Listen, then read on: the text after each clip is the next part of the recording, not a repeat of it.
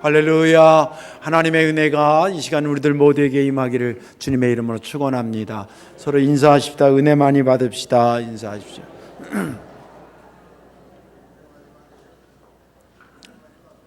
말씀의 제목 한번 따라 하십시다. 예수님을 발견하면 내 자신도 발견하게 됩니다.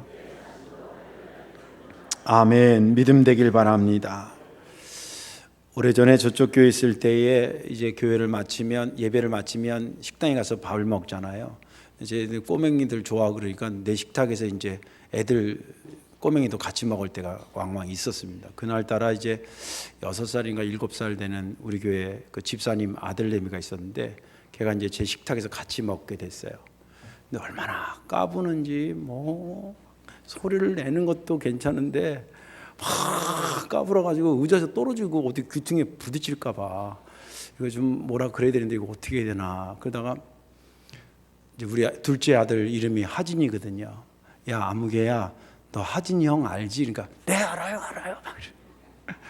그 형 있잖아, 목사님하고 집에서 밥 먹다가 막 떠들고 막 장난치고 그러다가 목사님한테 돼지게 얻어맞았어.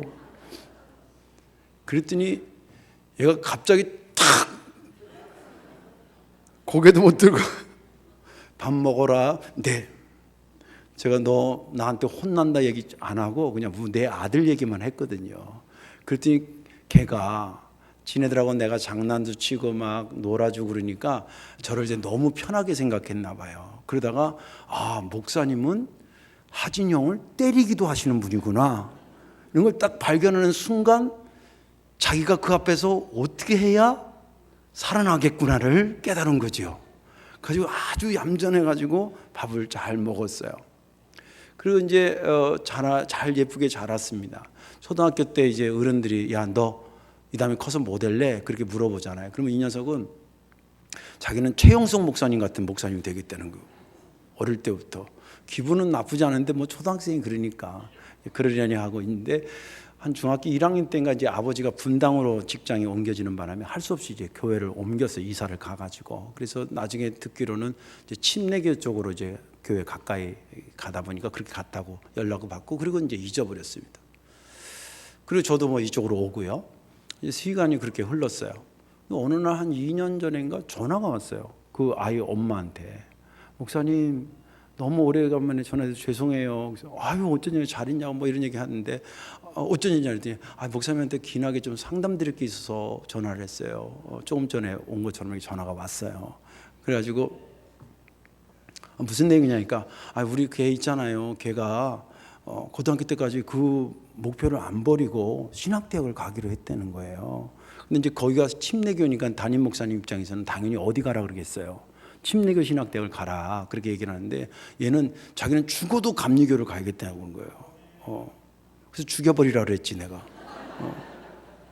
그 애가 그렇게 하고 싶다는 게 참, 요새 목사 되라고 해서 되냐. 그리고 기양에 가는 거 어차피 큰 개념에서 보면 내가 집사님네 침례교 가는 거 뭐라고 안 그런 것처럼 그 애가 감리교 목사가 되고 싶다는 거, 또 자기 롤모델이 이제 뭐 나한테 혼나서 그런 건지 아무튼 내가 이렇게 자기 떠올라서 자기 감리교 목사 되겠다는 걸 굳이 이렇게 막냐.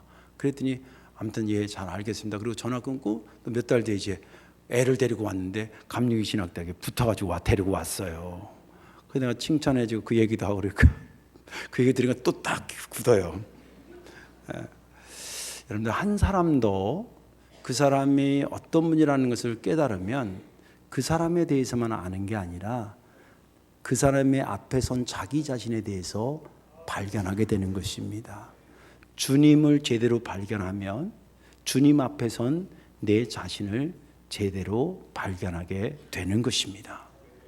오늘 본문에 있는 말씀은 예수님께서 갈릴리 호수 주변에서 복음을 주로 전가하셨는데 제가 가보니까 이 게네사렛이라고 하는 것은 히브리 말로 하프입니다.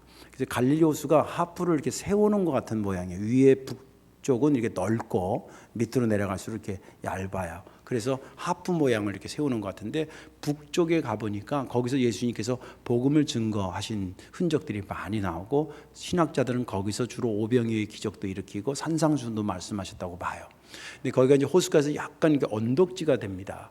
언덕지가 되고 사람이 그날따라 많이 와서 예수님께서 어디 서서 말씀을 증거할까 생각하다가 배에서 배를 강대상으로 삼고 배를 조금 호숫가에서 떼가지고 거기 앉아서 이제 사람들에게 말씀을 전거해야겠다. 그리고 이렇게 보니까 마침 아침녘이었는데 밤새 물고기를 잡다가 고기를 한 마리도 못 잡은 두 배가 이제 그물을 정리하고 집에 가려고 정리를 하고 있는 것에 주님이 가신 겁니다. 여보게요, 내가 당신 배 좀 씁시다. 내가 여기 하나님 말씀 전해야 되는데 마땅치 않으니까 당신 배를 강백상 삼으려고 그러니까 좀 빌려주시게. 그러니까 이 사람이 그러겠다는데 그 사람이 공교롭게도 누구였냐면 우리가 잘 아는 시몬 베드로였습니다. 그러시라고. 그리고 이제 배에다가 예수님을 모시고 이제 호숫가에서 좀 떼가지고 이제 설교를 이제 하신 거죠. 본의 아니게 지금 베드로는 설교 들으려고 그거 한 게 아니라 배를 빌려달라는 것 때문에 할 수 없이 지금 2시간 동안 한두 시간 설교를 했는데 아무튼 2시간 가까이를 예수님의 설교를 듣게 되는 거예요. 억지로라도 귀를 열어 주의 복음을 듣기를 주의 이름으로 축원합니다. 그 이제 거기 쪼그리고 앉아가지고 이제 예수님이 이제 한데 실제 그 배가요, 1990년대인가 그 갈릴리 호수가 아주 가물어가지고 뻘에서 물이 말랐는데 그 뻘에서 배를 한 척이 발견돼, 목선을. 그리고 탄소 동위원성과 그걸로 연대 측정을 해보니까 약 2000년 전의 배예요. 그래서 그 이름하여 일명 베드로 배라고 그래요. 베드로가 탄 배는 아닌데 그 당시에 이런 배로 물고기를 잡았겠구나. 그런데 길이가 한 10여 미터 되고 폭이 한 2, 3m 됩니다. 그 잘 복원해서 지금 이 예루살렘 박물관에 전시하고 있어요.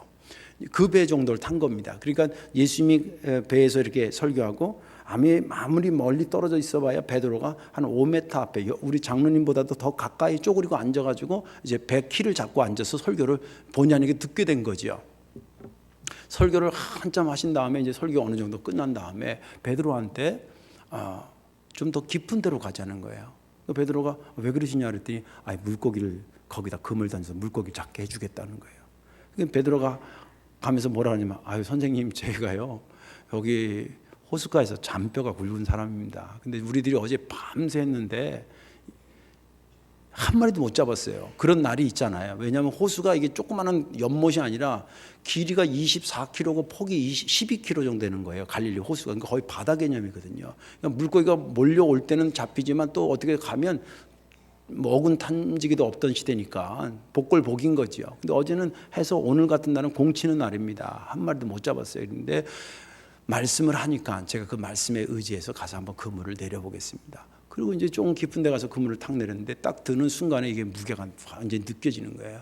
도저히 자기 배에 혼자서는 안 되니까 옆에 한 배가 또 다른 남은 배가 있었는데 그 배에 사람을 막 불러가지고 물고기를 일단 건져 올렸습니다. 건져 올리면서 베드로가 무슨 생각을 하냐면 물고기 생각을 하는 게 아니라 대체 저분은 누구냐라는 생각을 하게 된 거예요. 2시간 동안 지금 하나님 말씀을 전할 때도 베드로 그 말씀 들으면서 내 추측에는 뭔가 심령이 젖어드는, 은혜로 젖어드는 것이 뭐가 있었을 텐데 그걸로만 해도 저분은 보통 분이 아니라고 생각했는데 물고기를 자기들이 밤새 잡으려도 못 잡는 그것을 한 말씀으로 해가지고 하는 걸 보니까 대체 저분은 누구냐, 그분에 대한 발견하려고 하는 관심이 쏟아지기 시작했습니다. 그리고 물고기를 다 올린 다음에 베드로가 한 행동이 완전히 반전을 이루었습니다. 여러분들 물고기에 관심을 두고 물고기를 올렸다 그러면 다 건진 다음에 여러분들이 그 베드로라면 뭐라 그랬어요? 아이고 선생님 너무 감사합니다. 어쩜 그렇게 잘하세요? 우리 어제 밤새 잡으려다 못 잡았는데 어떻게 한 방에 그걸, 야 대단하시네, 고맙습니다, 제가 한 통 낼게, 오늘 대박입니다. 그럴 거 아니에요. 그게 문장상 맞아요 사실은. 그런데 베드로가 아까도 제가 추측한 것이지만 이 물고기 잡으면서 물고기 잡는 게 아니라 저분은 대체 누구냐를 생각하면서 건지고 나서 결론이 뭐냐면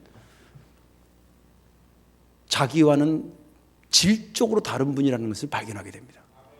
그리고 그 앞에 무릎을 탁 꿇으면서 뭐라 그러냐면 저를 떠나세요.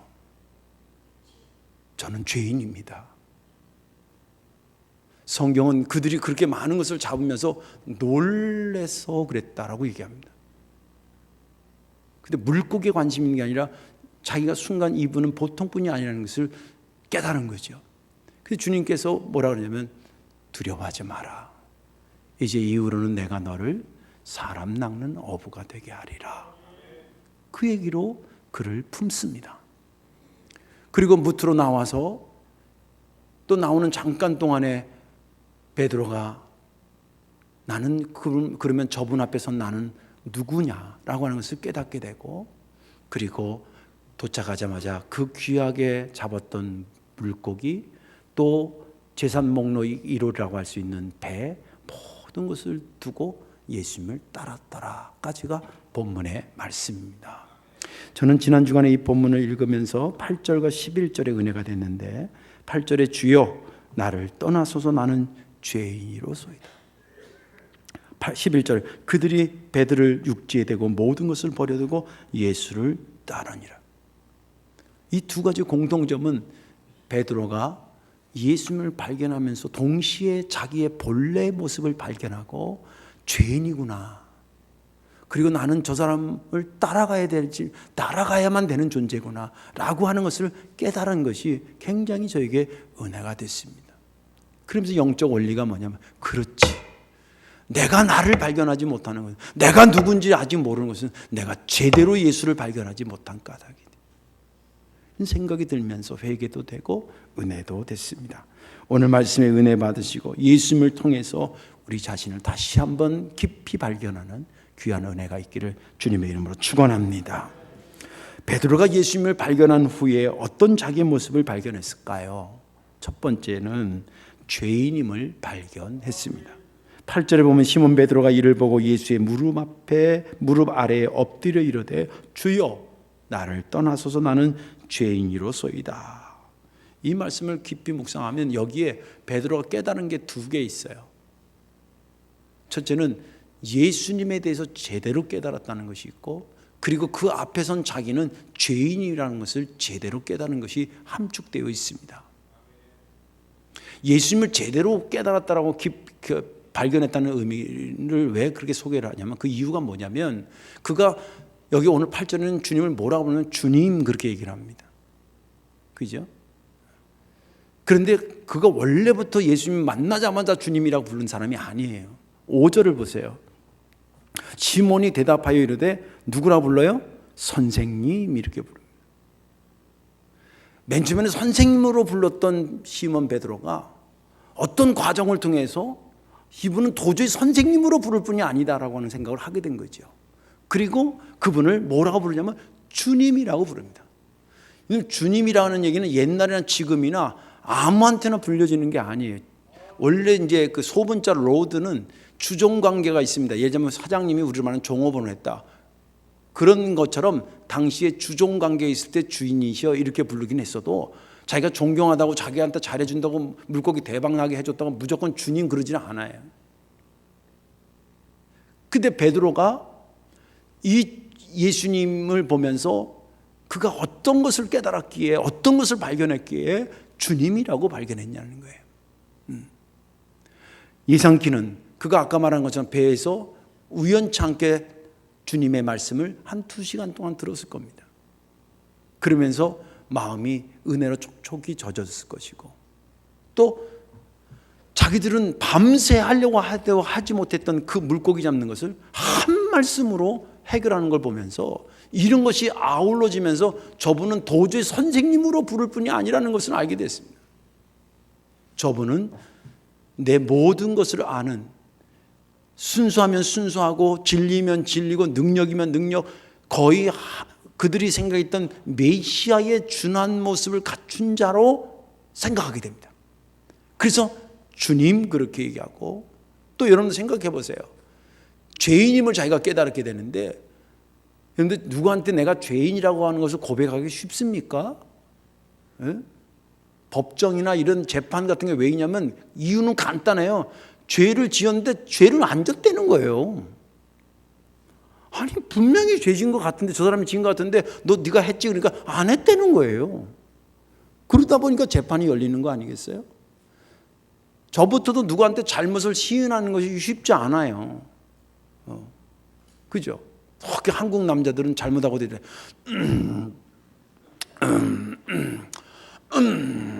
이러지. 여보 미안해. 내가 잘못했네. 다음부터 안 그럴게. 그런 말을 이러고 안 해.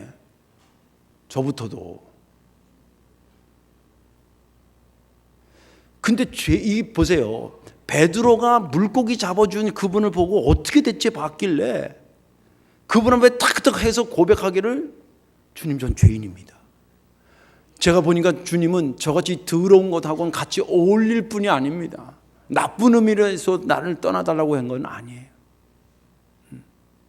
정말 진솔하게 제대로 예수님을 발견하게 되니까 그 앞에 선 자기가 얼마나 추하고 더러운 죄인인 것을 깨닫게 됩니다. 여러분 생각해 보세요.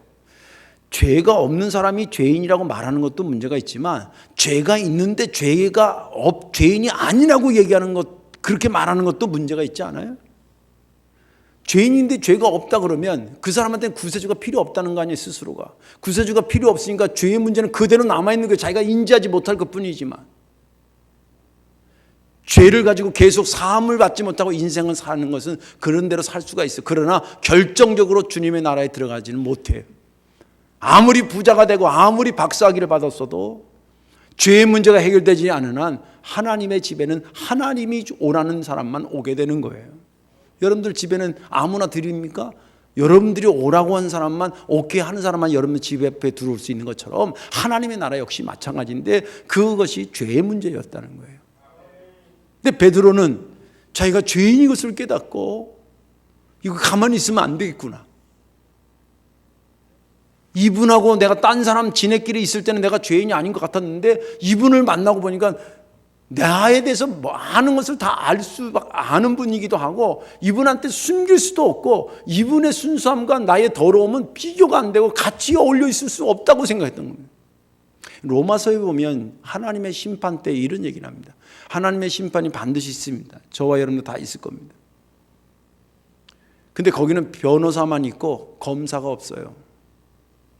변호사는 예수 그리스도가 우리의 변호자인 줄로 믿으시기 바랍니다. 성령과 함께 얘가 죄인이지만 아버지여 저가 내 십자가를 믿어 구원에 이른 자입니다. 그렇게 변호해 주는 건데 검사가 없는 이유는 뭐냐면 로마서에 뭐라 하냐면 하나님 앞에 딱 섰을 때 직고하리라 그렇게 돼 있어요. 이거 뭐냐면 하나님이 야 아무개 권사 너 죄 있어? 라고 묻지 않아도 하나님 앞에 딱 서는 순간에 몸이 떨리면서 내 죄를 막 내가 스스로 막 먼저 얘기한다는 거예요. 무슨 말인지 아시겠어요? 그걸 직고한다 그래. 직고. 내가 죄인인데 죄인임을 깨닫는 것은 은혜입니다. 죄가 없는데 죄인이라고 그러라는 것이 아니라 죄인인데 죄인임을 깨닫는 것은 은혜입니다. 이 베드로는 주님을 보는 순간에 자신이 죄인임을 깨닫고 주님 앞에 고백하고 그 베드로를 안타깝게 여긴 주님께서 그를 품어주시고 용서하시고 사명 주시고 사도로 일생을 살도록 했고 그 삶을 살아간 사람을 기억하고 있는 것입니다. 물고기 잡았던 베드로를 기억하는 것이 아니라 죄를 고백하고 구원받아 사명받고 사도로 살았던 그 베드로를 우리가 기억하고 있다 이 말입니다. 우리 얘기로 가져오면 여러분들 우리 자신을 발견하기 위해서 애를 쓰는 건 좋지만 방법을 달리하셔야 됩니다. 방법을 달리한다는 게 뭐냐면 올해 내가 열심히 해야 돼. 나는 의지가 약해. 올해 성경을 일독해야 되겠다. 물론 좋습니다. 나는 내가 의지가 약해. 기도 열심히 해야 되겠다. 좋습니다. 그런데 그렇게 해서 하는 것도 좋지만 기도를 열심히 하기를 원하는 사람은 주님이 겟세마네 동산에서 땀이 피가 되는 예수, 그러면서도 기도했던 예수를 깊이 묵상해 보세요. 여러분들 교회 들어오시잖아요. 이건 팁인데 교회 들어오시면 뭐 반가운 사람도 있죠. 대충 인사한 다음에 자리에 앉아가지고 잠깐 기도한 다음에 여기 뒤에 있는 십자가를 한 2, 3분만 뚫어주게 묵시하세요. 그러면 예수님이 십자가에 달려서 맨 처음에는 아프셨겠구나. 얼마나 힘드셨을까. 그러다가 점점점 어디로 가냐면 그 은혜를, 구원의 은혜를 받은 나는 어떻게 살아야 될까까지 생각이 가게 돼 있어요. 예수님을 깊이 묵상하면 자기의 현 주소가 어떤 상태라는 것이 체크된다는 거예요. 주님을 깊이 묵상하다가 베드로의 고백처럼 주님 저는 부족한 자입니다 라는 고백이 있기를, 자기 발견이 있기를 주님의 이름으로 축원합니다. 두 번째로 베드로가 예수님을 발견하고 나서 어떤 자기 모습을 발견하냐면 예수님을 따라야 할 자신을 발견하게 됩니다.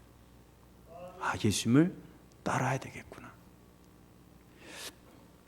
11절에 보니까 그들이 베드로를 육지에 대고 모든 것을 버려두고 예수를 따르니라.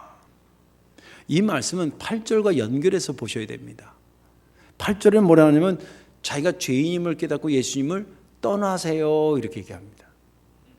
그러니까 떠나세요 하던 베드로가 또 한 번 자기를 발견하고 나서 뭐라 그러냐면 떠나세요 할 것이 아니라 내가 따라가야 되겠구나, 그게 내가 진짜 나구나라고 하는 것을 발견하게 된 겁니다. 과연 베드로는 어떤 예수님을 발견하고 그런 결단을 한 걸까요? 첫째는 아까도 말한 것처럼 처음에는 예수님을 보면서 그 순수함과 그 절대 진리와 같고 능력에 거의 하나님과 같이 보여서 그를 보면서 죄인임을 자기가 죄인인 상태를 발견했다고 한다면, 이 두 번째는 예수님을 떠나라고 할 내가 아니라 그건 진짜의 내가 아니라는 거예요.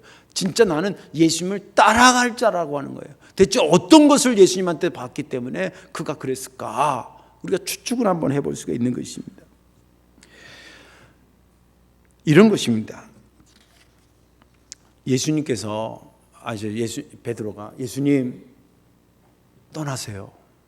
저는 죄인입니다. 그때 예수님이 어떻게 반응했어요? 떠났어요? 안 떠났어요? 확 떠났으면 좋았을 뻔했어, 그지? 베드로가 주님 떠나세요. 저는 죄인입니다. 너 죄인이야? 아이, 난 몰랐네. 그래, 잘 있어. 그리고 갔으면 베드로의 이야기는 그걸로 끝이요. 그죠? 근데 우리 주님은 그럴 분이 아닌 거예요. 베드로가 그렇게 죄인입니다, 나를 떠났어요 했던 것은 참 어떤 면에서는 양심적인 사람이에요. 저 같은 거하고 주님 어울리면 오히려 주님의 순수함에 먹칠이 됩니다. 그러니까 차라리 저를 떠나주세요. 그때 주님께서 그래? 알았어, 잘 있어, 나 갈게. 그랬으면 베드로는 끝났다니까. 사실은 베드로를 베드로 되게 하신 것은 주님의 은혜인 줄로 믿으시기 바랍니다. 주님 떠나지 않았어요. 베드로야, 네가 날 통해서 많이 놀랬구나. 두려워하지 마. 그리고 네가 아무리 죄인이라 그래도 나는 너를 버리지 않아. 오히려 나는 너를 이제부터는 사람 낚는 어부가 되게 할 거야. 할렐루야. 그렇게 얘기합니다. 그게 10절 말씀이에요. 예수께서 시몬에게 이르실 때 무서워하지 말라. 이제 후로는 내가 사람을 취하리라.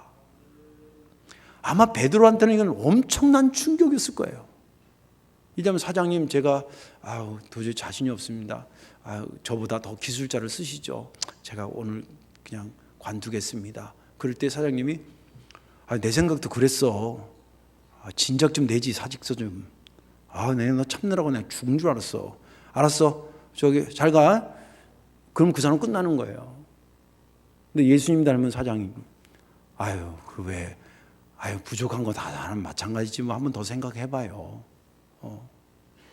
이런 훨씬 다르죠.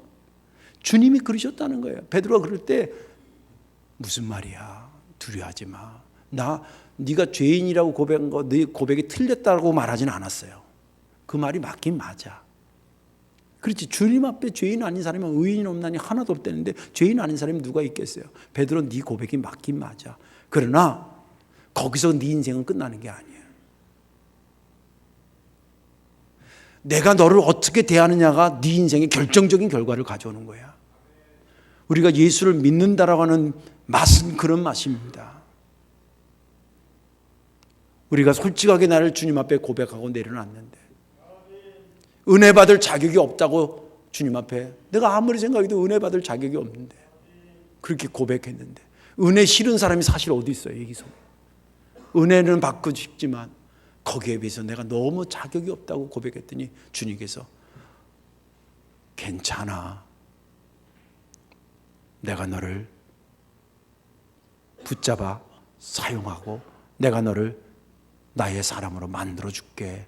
그런 얘기를 들었을 때 베드로가 충격적으로 들었을 겁니다. 대체 저분은 어떤 분이냐 이거예요.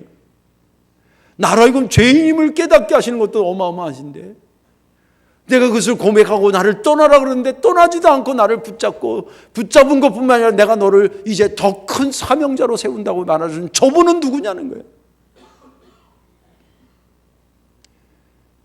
내가 물고기 잡아서 먹고 사는 것이 내 생계인 건 맞지만, 그래서 내가 사는데 물고기 잡는 게 너무 중요하긴 하지만, 진짜 나는 누구를 물고기를 따라가면 사는 인생이 되어야 되는가? 아니면 내가 죄인임을 깨닫게 해주시고 그것을 고백하고 떠나달라고 그러는데도 나를 떠나지 않고 오히려 나를 위로하고 나를 붙잡는 저분을 붙잡고 따라가는 것이 내 진짜의 모습일까를 깊이 고민하게 됩니다. 그리고 그가 결정낸 것이 뭐냐면, 진짜 나는 저분을 떠나라고 하는 것이 나가 아니라 저분을 따라가는 것이 내 모습이어야 된다는 것을 깨닫게 됩니다. 그것은 베드로만 그런 것이 아니라 여기 성경에 나오는 야고보와 요한 역시도 똑같은 생각을 합니다. 그럼 당시에도 배는 귀한 자산이었습니다. 신학자들이 분석하기로는 요한은 좀 선주의 아들이고 좀 부유하고 배를 가지고 있어 더 큰 배를 가지고 있다고 보고, 이 베드로는 그렇게 넉넉하지 않아서 아까 말한 그 쪽배 정도 하나 가지고 그냥 물고기를 잡고 사는 그런 것입니다. 베드로한테 있어 쪽배는 전 재산과 같은 것입니다. 그러나 그것을 가지고 내 인생을 거는 것이 진짜 나의 모습인가? 하나님이 만드신 창조의 목적에 합당한 나의 모습인가? 아니면 나를 죄인임을 깨닫게 하시고 그럼에도 불구하고 나를 포기하지 않는 저분을 따르는 것이 진짜 나의 모습을 회복하는 것일까? 를 고민하고 자기는 후자를 선택해서 주님을 따르게 됐다는 것입니다. 여러분들 성경을 보면요, 예수님 만나면 다 그렇게 베드로처럼, 이 베드로의 결심이 참 귀하고 값지다라고 하는 것은 성경에 나와서 예수님 만난 사람마다 다 그랬냐? 안 그런 사람도 있어요. 대부분은 베드로와 같이 갔지만 그렇지 않은 사람도 있어요. 주님께서 갈릴리 호수의 동쪽으로 오면 거라사 지역입니다.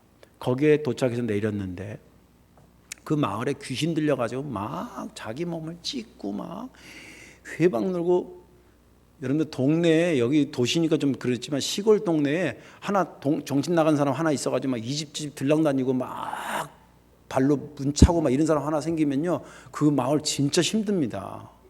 그 누구네 집 아들인 거 다 아는데 그거 뭐라 그럴 수도 없고, 미친 사람 동네 하나 없이 사는 거 정말 은혜예요. 그런 사람 하나 있으면 진짜 힘듭니다. 싸울 수도 없고 말이죠. 근데 그런 게 하나 있어가지고 막 휘두르고 다니고 막 이러는 거예요. 예수님이 딱 보고, 야, 너 그 귀신이 거기서 나와. 너 누구 귀신이야? 무슨 귀신이야 너? 그랬더니 자기 군대 귀신이래. 떼거리로 있다 이 말이에요. 너 나와.